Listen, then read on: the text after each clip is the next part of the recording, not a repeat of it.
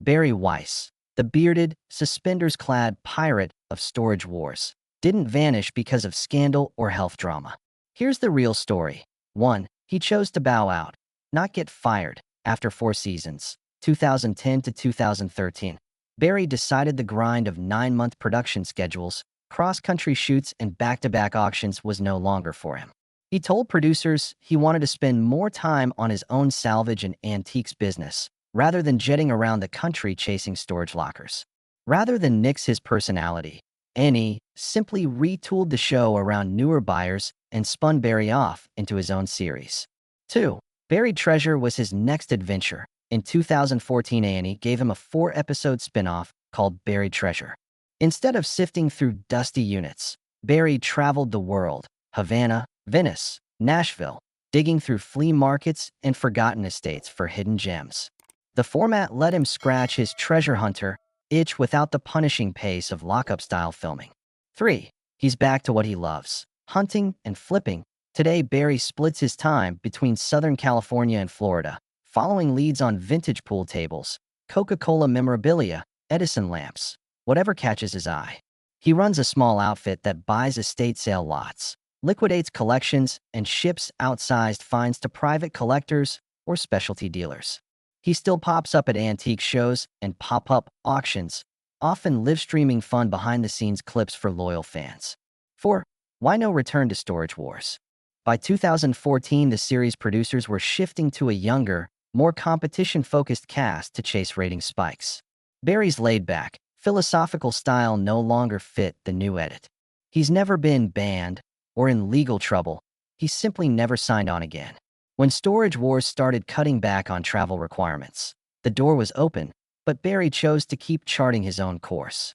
He said in interviews that he'll always be part of the family, and that he'd consider a cameo if the timing and format were right. But so far he's content making his own treasure maps. 5. The man behind the legend. Before Storage Wars, Barry had already spent 30-plus years in the antiques trade, repairing clocks, rehabbing furniture, and dabbling in vintage sundries. He's never stopped being a storyteller. His social feeds are peppered with nostalgic musings on old photographs, architectural oddities, and the little histories he uncovers. Health-wise, Barry's kept a low profile, no reports of serious illness or burnout. Just a guy who wanted his freedom back after the cameras got in the way.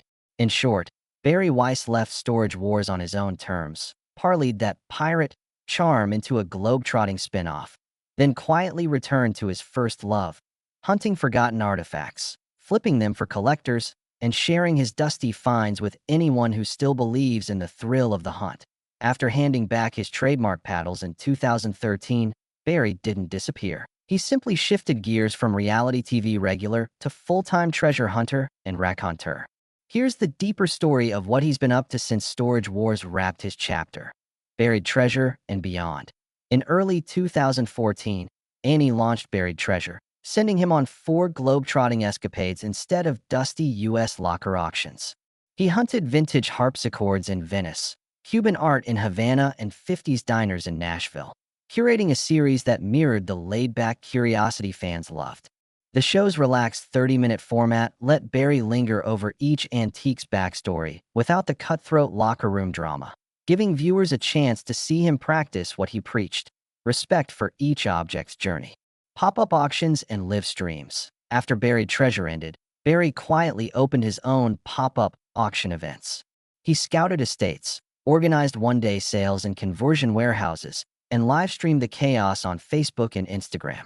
His Pirates Pick segments, where he unveils a single rare find for followers to bid on, still draw hundreds of enthusiastic comments. These live events let Barry control the pace. No 9-month shooting schedule, just an occasional camera crew capturing genuine reactions from local collectors. A return to roots. Outside of cameras, Barry maintains a modest antiques workshop in Orange County, California. He spends mornings refurbishing wooden maps, restoring early 20th century telephones, and trading stories with a tight-knit circle of local traders. On any given weekend, you'll find him teaching restoration techniques at flea market clinics or judging small regional shows. He's carved out a niche as the go-to guru for vintage oddities classic dealers overlook. Cameos and collectors' conventions. Though he never rejoined Storage Wars full-time, Barry makes periodic convention appearances, from the Las Vegas Antique Roadshow to the Nashville Vintage Festival. He'll sit on panels, sign autographs, and host informal Q&A sessions where fans pepper him with locker warfare war stories. In 2020, he surprised many with a brief guest stint on Storage Wars, Texas, popping in to mentor a young buyer and remind everyone why he was the show's heart from day one. Health, family, and private life.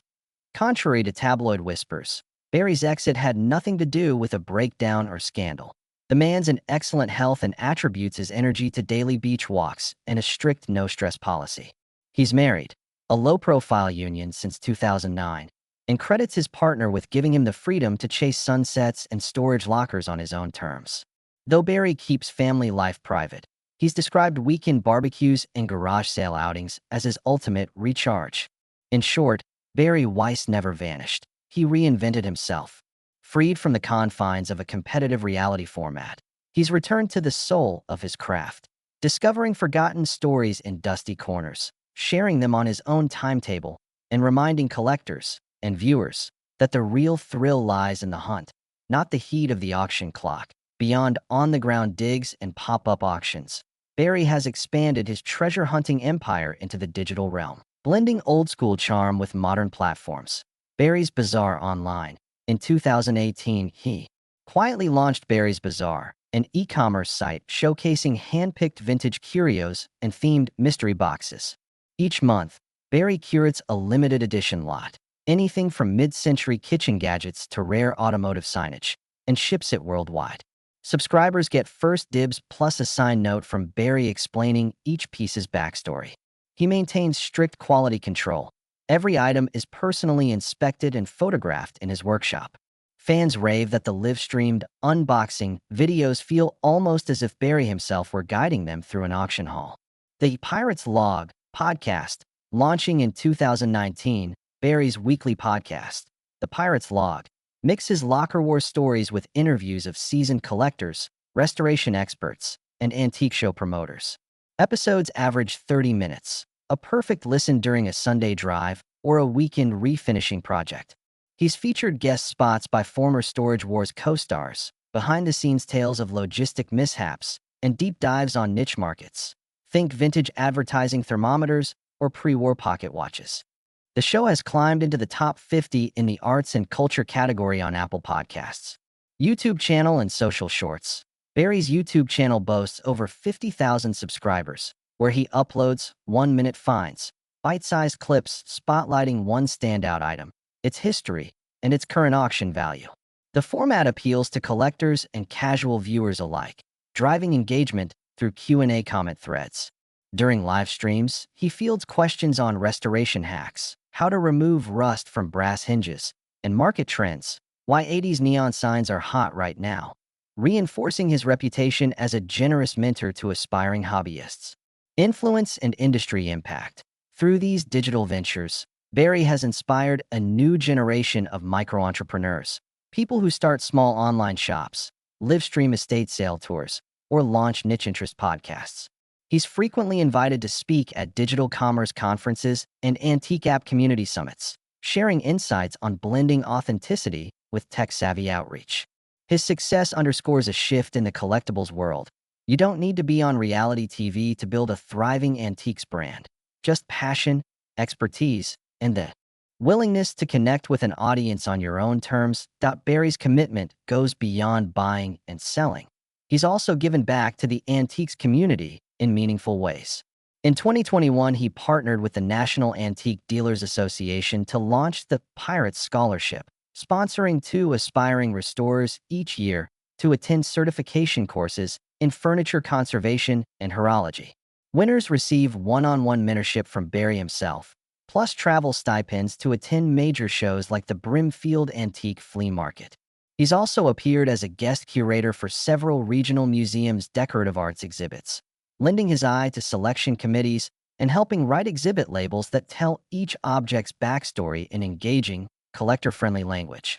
His Pirates Picks exhibit at the Laguna Beach Museum of Art attracted record attendance, with visitors praising how he made otherwise overlooked pieces feel fascinating. On the publishing front, Barry's working on his first book, a hybrid memoir and field guide titled Treasure Map, scheduled for release next year. It'll mix locker lore anecdotes with practical chapters on researching estate sale leads, negotiating fair prices, and spotting restoration pitfalls. Early excerpts and workshop lectures have already sold out, signaling that fans and fellow hunters are eager for his insights in long form. You might still catch him dropping by college campuses for guest lectures in business and design programs, speaking about the entrepreneurial lessons hidden in the antiques trade, risk assessment, market timing, and the art of storytelling. Between field hunts, live streams, and charitable work, Barry has found a way to keep the pirate spirit alive, proving that a passion for the past can chart a course into a rewarding and generous future. In recent months, Barry has quietly laid plans for what fans hope will be a full-circle return, a potential cameo on Storage Wars spin-off Storage Wars, New York. Though he's never indicated a full-time comeback, insiders say producers have floated the idea of a one-off Pirates Locker episode, where Barry mentors a rookie buyer through a high-stakes unit. He's reportedly open to filming one weekend per year, just enough to satisfy nostalgia without compromising his independent ventures. Meanwhile, Barry's digital footprint continues to expand. A forthcoming mobile app, Pirate Hunt, lets collectors RSVP to his pop-up auctions, browse his curated mystery boxes, and submit questions for live Q&A drops. Early beta testers praise its intuitive design and Barry's personal annotations on each listing. He's teamed with a specialty gaming company to produce a board game, Treasure Trail, where players channel their inner pirate to bid on locker units, decode historical clues, and outwit rivals, complete with illustrated cameo cards of Barry's memorable one-liners. On the community front, Barry recently partnered with a nonprofit that refurbishes donated furniture for low-income families. His Locks and Loves initiative uses revenue from mystery box subscriptions to fund carpentry workshops in underserved areas, teaching basic restoration skills and fostering local pride in heritage craftsmanship. For those wondering about the man off camera, Barry remains as hands-on as ever. He logs early morning calls before sunrise lock hunts, preferring real-time tips over email chains. Weekly Instagram lives feature his beloved vintage camper, nicknamed the Black Pearl, where he records audio episodes of the Pirates log on the road. Friends say his greatest joy is still the scavenger's rush, finding a brass telegraph key in a dusty dresser drawer or uncovering a batch of 1920s postcards at a barn sale. All signs point to Barry Weiss continuing to chart his own course, one treasure at a time, while keeping the door ajar for any future locker room capers. Looking ahead, Barry's path remains refreshingly unpredictable, much like the dusty lockers that first propelled him into the spotlight. While he's content running Barry's Bazaar and the Pirates log, he's also quietly in talks to produce a documentary series about unsung storage hunting legends. Insiders say he's outlining a pilot that would weave together veteran buyers' war stories, restoration deep dives, and truncated auctions, blending nostalgia with fresh faces he's mentored over the years. His commitment to mentorship has only strengthened. Barry now offers annual pirate fellowships, selecting a small cohort of emerging enthusiasts to apprentice in his Orange County workshop. Through hands-on sessions, teaching everything from antique clock overhauls to deciphering vintage brand labels, he ensures that the next generation honors antiques the way he does, with curiosity, respect, and a dash of irreverence. Despite a full plate of digital ventures and philanthropic projects, Barry's still happiest when discovery calls. He's invested in handheld scanning tech that lets him log real-time auction data on his phone. So whether he's evaluating a 1920s pool table in Texas or a mid-century lamp in Nebraska, he can instantly compare regional price trends. This fusion of old-school instinct and new-school analytics underscores how he's stayed ahead of market shifts without sacrificing the pure thrill of the hunt. As for Storage Wars, Barry has flirted with the idea of a reunion episode, but only if it feels organic. He's stipulated that any future filming honor the same ethos he's championed off-camera: minimal production fuss, genuine locker finds, and spotlights on local dealers rather than manufactured drama. If that balance can be struck, veterans and newbies alike might once again benefit from Barry's seasoned eye. Ultimately, Barry Weiss proves there's no single blueprint for success, once the reality cameras power down. He's traded boom and bust auctions for sustainable pop-ups, swapped adrenaline rush deadlines for reflective podcast chats, and exchanged competitive banter for collaborative workshops. In every venture, he's shown that true treasure lies not only in the objects we unearth, but in the stories we preserve and the communities we build by sharing them.